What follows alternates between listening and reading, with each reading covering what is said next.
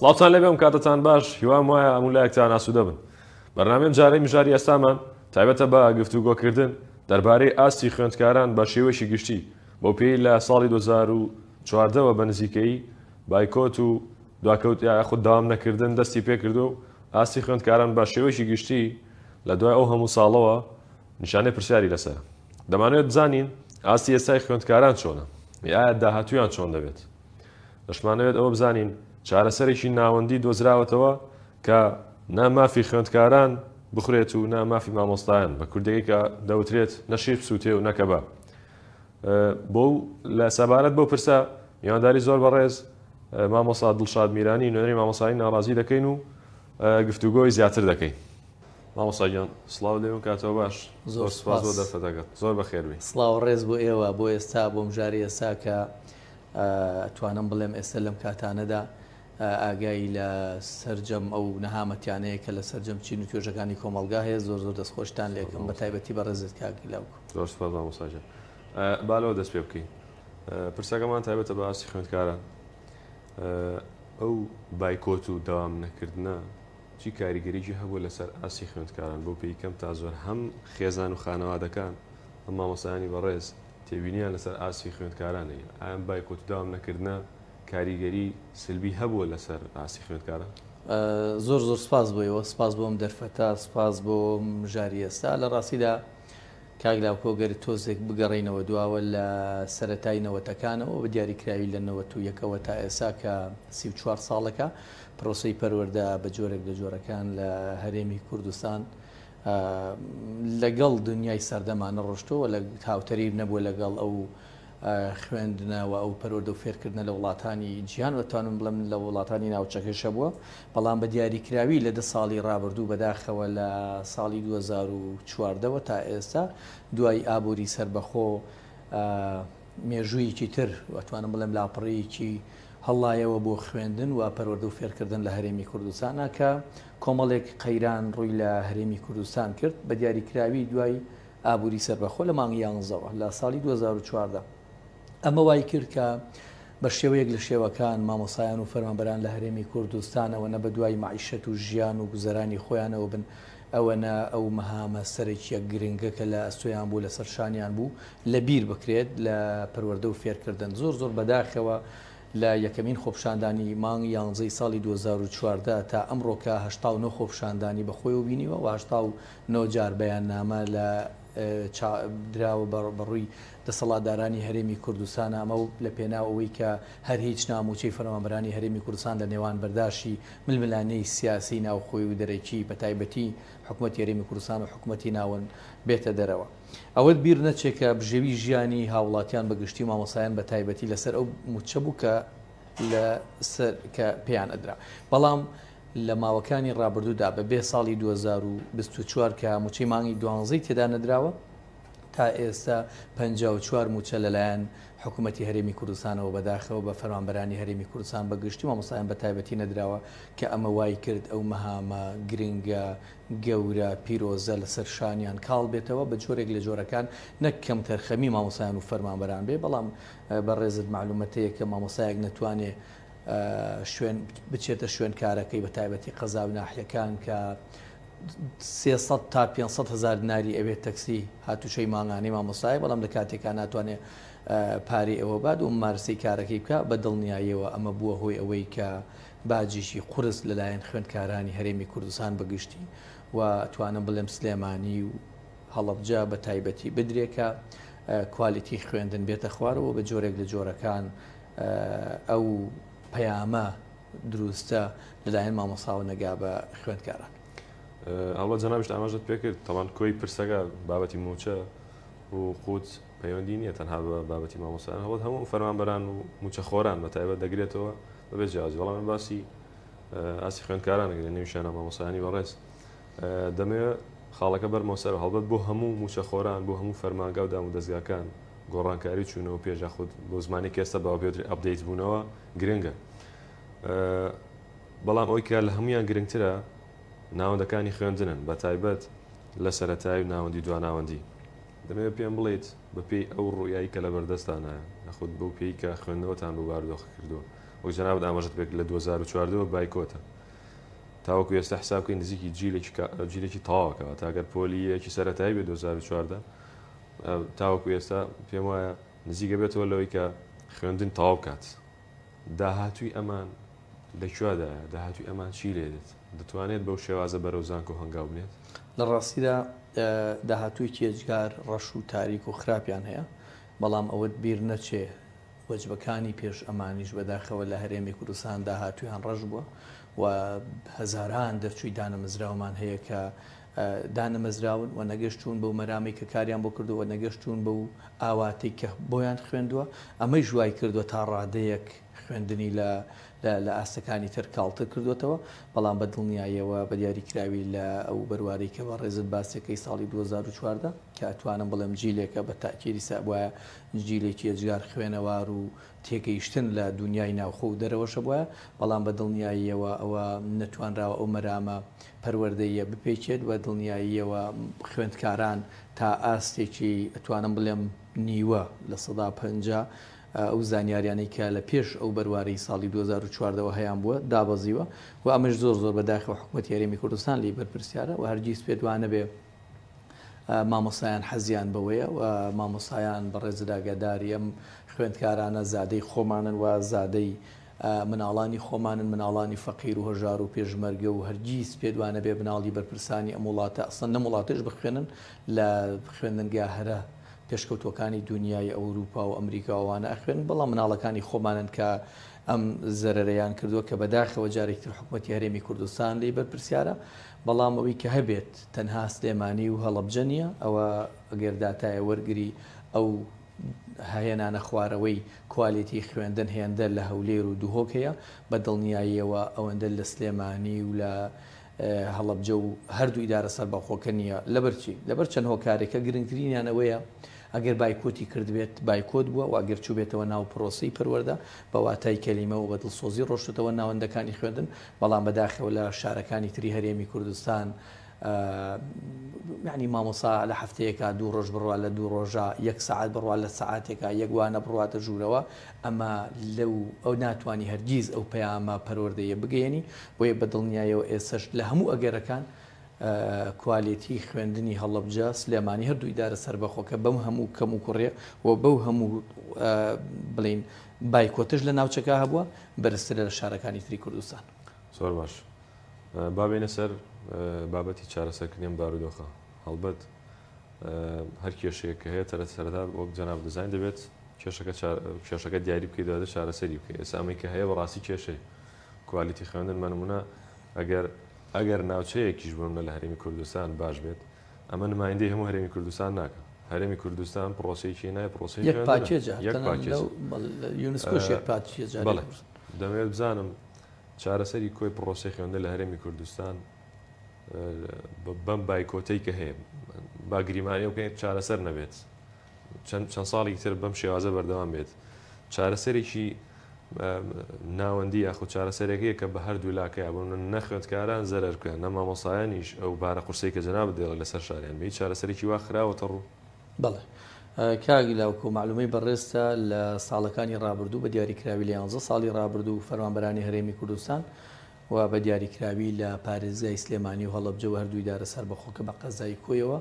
89 جار خۆپشاندانیان کردووە و لەم ماوەی 11 ساڵە 89 بەیاننامەیان بەلایەنی پەیوەندیداریەوە بەڵام طبعاً معلومەی بەڕێستە لە یەک نقطەی جیاوازە لە هەرێمی کوردستان دەیان هزار نەفەر ڕژای سەر شەقامەکان هێندە بە ئەکادمی و هێندە سەردەمیانە ڕژانە سەر شەقامەکان چڵێداری نیشتیمان نەشکا تەنانەت مناڵک پەنجەی خوێنی لێ نەهات یعنی شوشەی پەنجەرەیەک لە وڵاتە نەشکا هێندە لە خەمخۆری و لە فەزای دیموکراسیا ئەو خۆپشاندانیان بە ئەنجام گەیاندەوە و ئەمانە کۆمەڵێک بابەتی بەرهەمێنا کە توانم بڵێم حکوومەتی هەرێمی کوردستانی تێپەڕان کە ئەویش بڕیارەکانی دادگای فیدرال بوو ئەم بڕیارانی دادگای فیدراڵی تا ڕادێکی ئەجگار زۆر موچەی فەرمانبەرانی هەرێمی کوردستان لە نێوان ململانی سیاسی حکوومەتی هەرێم و حکوومەتی ناون هێنایە دەرەوە و بە گەورەترین چارەسەر بۆ کێشەی موچەی فەرمانبەرانی هەرێمی کوردستان درا لە قەڵم بەڵام جارێکی تر بەداخەوە حکوومەتی هەرێمی کوردستان نەیتوانی بەرەو پێشچوونێکی باشی هەبێ بۆ بڕیارەکانی دادگای فیدراڵی کاتی کوشت کۆمەڵێک ینی هەڵی ئیداری هەبوو کە ئێمە پێمان وایە هەڵەکان دروستکراو بوون و هەرگیز ئێمە باوەڕمان بەوە نییە وەزیری دارایی لە هەرێمی کوردستان نەتوانێت ملیۆن و ملیارد لە یەک بکاتەوە و هەرگیز باوەڕمان بەوە نییە کە نەتوانێت ناوی وەهمی ناوی دووبارە کۆمەڵێک ناوی یعنی هەڵی ئیداری بەڕاستی بە ئەنجام بگەێنێ ئەمانە هەمووی کات کوشتن بوو بۆ جێبەجێنەکردنی بڕیارەکانی دادگای فیدراڵی کەواتە حکوومەتی هەرێمی کوردستان ئێمەی خستەوە خاڵی سفر بۆ ئەوەی کە جارێکی تر لە هەفتەی ئایندەوە بەداخەوە کە بژاردەی بایکۆت و خۆپشاندان و ناڕزایەتیەکان لە هەرێمی کوردستان سەرهەڵبەتەوە. پێما ئەمە پرسیارێکی گرنگ گەرچەند لەوانەیە زۆر پەیوەندیشن هەیە بەجەنابتە بەڵام گرنگ بۆم پرسیارە بۆم نەویش بابەتی ئەوەیە زانکۆکان چۆن بتوانن ماوەڵە لەگەڵ ئەم ئاستەی خوێندکاراندا بکەن دەتوانن چۆن هاوکار بن بۆ ئەم ئاستەی خوێندکاران لەوکە خۆی زانکۆکان زۆر نیگەرانن لە ئەدای حکوومەتی هەرێمی کوردستان با ڕازگویانە ئەمە باسکەین بزانە لە زانکۆکان لە هەرێمی کوردستانە ساڵانە چەند خوێندکار چەند پسپۆر چەند خەڵکی شارەزا بەرهەمیێنن و خێنەوە ناو کۆمەلگا بەڵام دانامەزرێن بەڵام ڕێگای ئەوروپا ئەگرنە بەر بەڵام ئەو میهنەی کە خۆی هەیەی نایباتە سەر دەستەکەن لەگەڵ پڕی حورمەت و ڕێزم بە کۆمەڵێک بابەت کە ئیشی ئەو نیانی هەموو ئیشێک لە دنیا جێگای فەخر و شانازیەوە و ئەو پەڕی خەڵکانی بە ئەخلاق و بە ئەدەب و بە ڕەوشت و بە احترام هەڵەسن بەو کارانە بەڵام ئیشێکە ئیشی تۆ نەبێ قورسە بزە بە دوایە بۆیە بەدڵنیاییەوە زانکۆکان خۆیان نیگەرانن لە وابەتە پرۆسەی پەروەردە کە خوێندن لە چه قەیرانێکایە لە هەرێمی کوردستان وی بەدڵنیایە ئەوانیش دەستەوەستار وەساون هەر ناڕزایەتی دەرەبڕون و هیچی تر بێگومان کۆی پرۆسەی خوێندن کە ئەوترێ خوێندن ڕاستە لە قاڵبێکە خوێندکار هەیە بەڵام لە بەرامبەریشە مامۆستا هەیە خوێندکاران فێر دەبن بەڵام مامۆستایانیش ناوەستن بۆی کە تەنها ئەوی کە وەریان گرتووە بن بە ئاوێنێک و بێنمە خوێندکارەکانیان پێم خۆشە باسی کاریگەریەکەی بکەم چەندێک لەسەر خوێندکارانە پێم وابێت گە زیاتر نەبێت کەمتر نیە زۆر ڕاست دەمەوێت باسی کاریگەرەکان وکەی لەسەر مامۆستایان و ئاسی مامۆستایان لەم چەند ساڵی کە هەیە کاریگەریە سەروان دروست بوو کاگی لاوکۆبا لەسەر ئەو پرسیاری بەڕێز من 100% لەگەڵ تۆم چکە هاوتەریبی خوێندنی خوێندکاران گۆڕانکاریەکانی پرۆسەی پەروەردە و فێرکردن لە تەواوی دنیا بەرەو پێشچوون بەخۆیەوە بینێ و بە سێرچکردن و داتاکان وەرگرتنی زانیاریەکانی بۆ هەرتا لە چۆنێتی وانە وتنەوە لە میتۆدەکانی وانە وتنەوە حتا ئەو زانیاریانەی ترکە یەنە ناو پرۆسەی پەروەردە پێویستی بە ئەبدەیت هەیە ساڵانە مانگانە لە پلانەکانە هەیە ئەسن ڕۆژانەی هەیە هەفتانەی هەیە مانگانەی هەیە وەرزی هەیە ساڵانەی هەیە یعنی تۆ لە هەموو ئەمانە ئەبێ سێرج بۆ گۆڕانکاری تازەکانی بواری پرۆسە و پەروەردە بکەی بەڵام بەداخەوە کە ئەگلاوکەوتوانم ڕاشکاوانە پێت بڵم و بە ئامانەتەوە ئەو پێ بڵێم هاوشێوەی خوێندکاران مامۆسایانی سەربەرز لە وڵاتە جیرۆدەی ئەوەن کە ناتوانین لەگەڵ ڕێڕەوە ڕاستەکە لە ژیانی بەرەو پێشچوونی پرۆسی پەروەردە لە تەواوی دنیا ببەرین و هەموو لە چوارچەوەی ئەو قاڵباین کە ساڵانی ڕابردوو هەمانە بەڵام بە ئیزافەی کۆمەڵێک بابەت کە خزێنراوەتە ناو پرۆسی پەروەردە لە هەرێمی کوردستان کە ئەمە دەیان جار زەرری بە پرۆسی پەروەردەیەوە بە تایبەتی بابەتی بریتیش کاونسڵ کە بەداخەوە پەیڕەو کراوەکە هیچ سیستمێک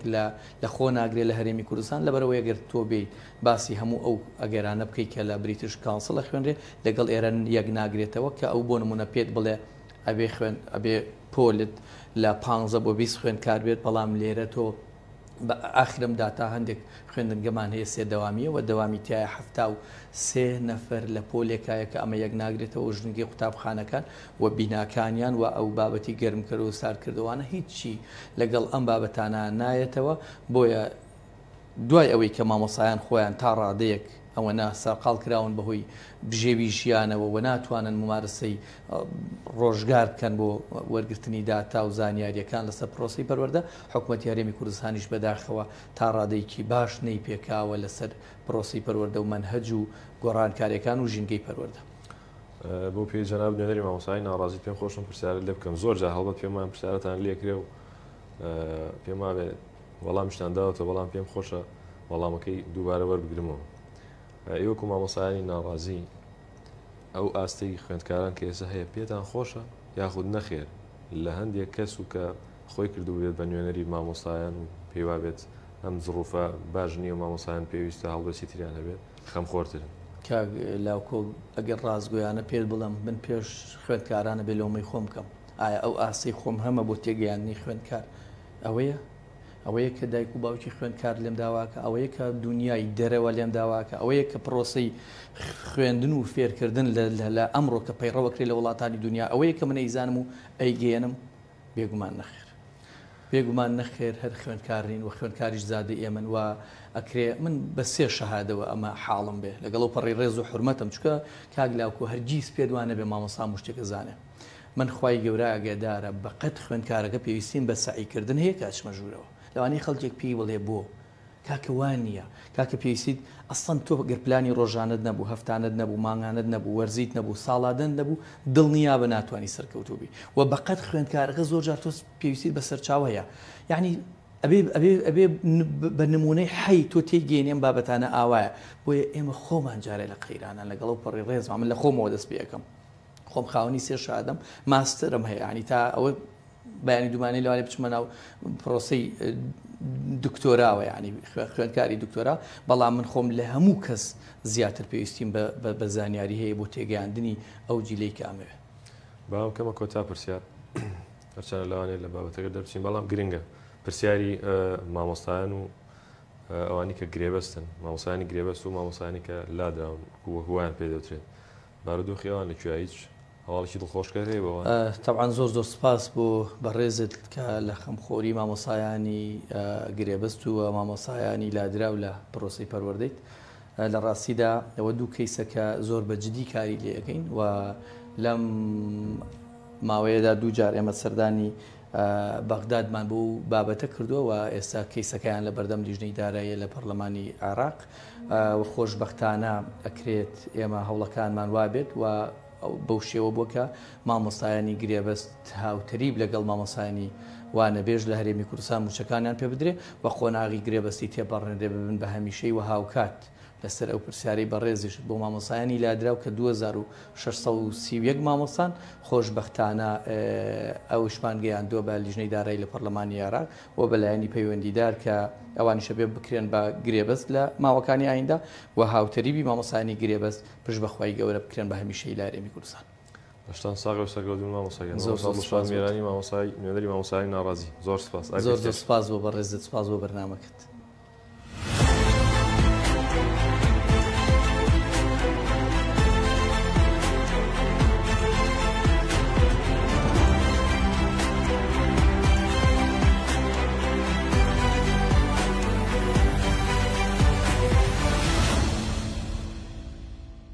وەزارەتی دادی هەرێم ڕایگەیاند پەیوەست بە چارەنووسی منداڵەوونبووەکانی هەڵەبجەوە وەفدێک سەردانی بەغداد دەکات. وەزارەتی دادی هەرێم لە ڕاگەیاندراوێکدا بڵاوی کردەوە ڕۆژی چوارشەممە 15 کانونی دووەمی 2025 کرێماج عوسمان ڕاوێژکاری باڵای وەزارەتی داد بۆ کاروباری نێودەوڵەتی وەک نوێنەری هەمیشەیی وەزارەتی داد بەشداری کرد لە کۆبوونەوەیشی ئاسایی بۆردی باڵای حکوومەتی هەرێمی کوردستان تایبەت بە یەکلاکردنەوەی چارەنووسی منداڵەوونبووەکانی هەڵەبجە.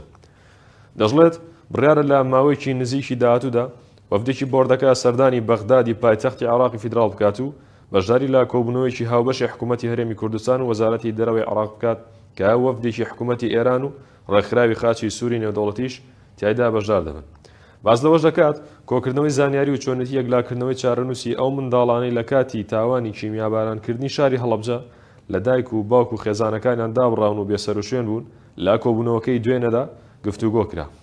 یاخود گفتوگۆی لەبارەوە کرا. بۆردەکە لەلایەن وەزیری شەهیدان و ئەنفالکراوانەوە سەرۆکایەتی دەکرێت و هەرێکە لە وەزارەتەکانی داد ناوخۆ تەندروستی وەزارەتی کار و کاروباری کۆمەڵایەتی و فەرمانگەی پەیوەندیەکانی دەرەوەی حکوومەتی هەرێم ئەندامن وەکەوەی وەزارەتی داد بڵاوی کردوێتەوە.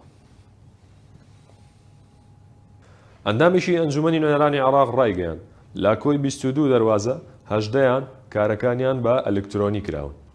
دکتۆر نەرین معروف ئەندامی ئەنجومەنی نوێنەرانی عێراق ڕایگەیاند کۆبوونەوەی لیژنەی دارایی ئەنجومەن بە میوانداری سەرۆکی دەستەی گشتی گومرگ و سەرۆکی دەستەی گشتی باجەکان و وەفدی یاوەریان لە چوارچێوەی چاودێریکردن و بەداداچوونی لیژنە بۆ کاری دامەزراوە دارایە فیدراڵەکان بەڕێوەچوو. بڕی داهاتە نانەوتیە بەدیهاتوەکان لە بودجەی ساڵی 2024 و پلانی گەشەپێدانی ئەو داهاتانە لە ساڵی 2025 داوەتیە کرا. دەژڵێت لە کۆبوونەوەکە سەرۆکی دەستەی گشتی گومرگی عێراق باسی لە کاری دەواازە نێودەوڵەتیەکانی عێراق کرد کە ئێستا لە کۆی 22 دەواازە جگەل لە دەواازەکانی هەرێم کاری هەژدەیان بە ئەلکترۆنی کراون. ئەو پەرلەمانتارە ئەوەش دەڵێت هەر لە کۆبوونەوەی سەرۆکی دەستەی گشتی باجەکانی عێراق باسی لە ڕێککەوتنی سیانزە خاڵی نێوان هەرێم حکوومەتی فیدراڵ کرد سەبارەت بە پابەندی و ڕێکارەکانی سەپاندنی باجەکان لە نێوان هەردوو حکوومەت. حکوومەتی عێراق بڕیاری لێبڕینی لە سەدایەکی موچەی فەرمانبەرانی عێراق هەڵدەوەشێنێتەوە کە ساڵی ڕابردوو بۆ هاوکاریکردنی ئاوارەکانی غەزە و لوبناان پەسەندی کردبوو. میدیاکانی عێراق لازاری سەرچاوەیەکی ئاگادار بڵاویان کردەوە. لە مانگی تشرینی دووەمی ئەم ساڵ ئەنجومەنی وەزیرانی عێراق بڕیاری بەخشینی لە سەدایەکی موچەی موچەخۆرانی عێراقی دەرکرد بە شێوەیەکی ئارەزومەندانە وەک هاوکاریەک بۆ گەلی لوبناان و غەزە بۆ ماوەی 6 مانگ. ئاماژەیان بەوەش کرد بڕیارەکەی ئەنجومەنی وەزیران ناڕەزایەتی بەشێک لە موچەخۆرانی لێکەوتەوە بەهۆی ئەوەی خۆیان لە دۆخێکی خراپی داراییدان. هەر بۆیە لە کۆبوونەوەی هەفتەی ڕابردووی ئەنجومەنی وەزیران بڕیاردرا بڕیارەکە خانەنشینانی لێ دەربکرێت. ئاشکراشیان کرد بەهۆی بەردەوامی ناڕەزایەتیەکان بەم نزیکانە ئەنجومەنی وەزیران سەرجەم فەرمانبەران لە بڕیارەکە دەردەکات و موچەکانیان وەک خۆی لێدێتەوە. بژاری ئەستان پێشکەشکردن ئاسوودە بن.